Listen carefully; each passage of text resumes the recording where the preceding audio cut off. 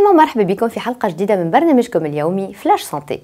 في حلقتنا اليوم اخترنا باش نحكيو لكم على الشخير، بويسكو مالوغوزمون برشا توانسة ماشي في بالهم اللي كي واحد يشخر معناتها راقد في عميق النوم، انما او كونتخير اللي يشخر مسكين قاعد يتعذب ساعات اكثر من اللي يرقد بحذاه. هيت نشوفوا الشخير هذا شنو في حد ذاته. بالطبيعة يتقلق واحد كي يرقد ويلقى شكون يشخر بحذاه باش يتقلق، ماذا بي سبور معناتها عبد يرقد في بوزيسيون معوجة ولا جيست تسويلو راسو ويرجع عادي، تحطو ولا نجي في بوزيسيون مستوي يتنحى. لا مش حكاية ماكلة بالدم وشوية ماكلة بزايد يولي الإنسان يشخر. فما ناس ماذا بالشخير، فما ناس تعبة. الشخير في حد ذاته حالة مرضية ناتجة عن ارتخاء غير عادي لعضلة الحنجرة أثناء النوم، وكيف نجبدوا الهواء في النوم نلقاو ممر ضيق أكثر من العادة، تقولش عليه الهواء باش يتعدى لازمو يدز حاجز قدامه، ودزان الحاجز هذاك يعمل حس وينتج عليه الشخير. الشخير يمس ان جينيرال الرجال أكثر من النساء ويزيد مع العمر، بما أنه الشخير يمثل عسر التنفس في النوم.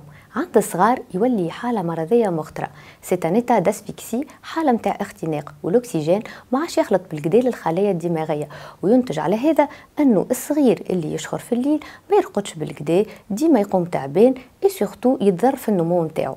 نفكركم زادا اللي استهلاك الكحول والتدخين والمنومات يزيد في حالة الشخير، كما أي حالة مرضية أو غير مرضية تأثر على الجلاجم تنجم تزيد في الشخير. على سبيل المثال السمنة، وإلا العنق القصير، وإلا الخشم المكسر، وإلا الزكام، وإلا عند الصغار سورتو كي يبداو عندهم اللحمات. في بعض الحالات يولي الشخير مرض مزمن وينجم يؤدي إلى مرض مخطر جدا جدا اسمه لابني دو سوماي.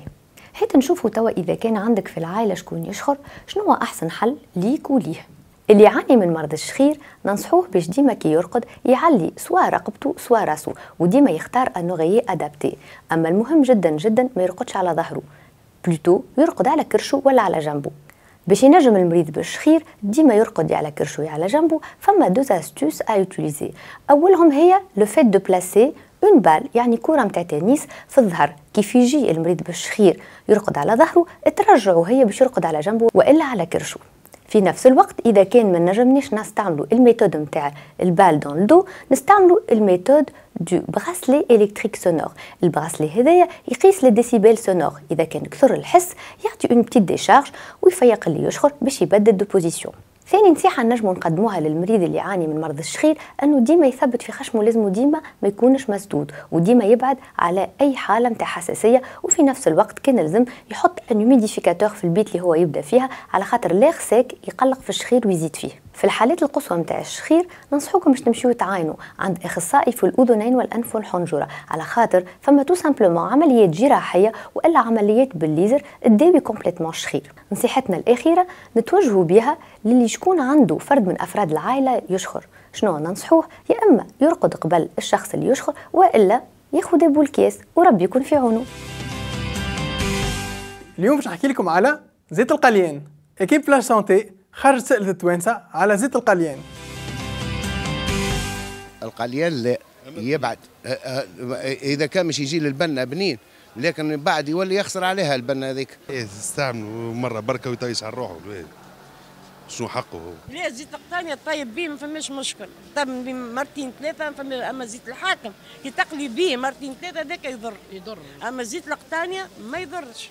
قلق الزيت في رمضان، يقلق يعمل الحكاك في السخانة هذه، يعمل الحكاك ماذا بيه بصح يعمل الحكاك الزيت. ما تطيبوش بالزيت يعني.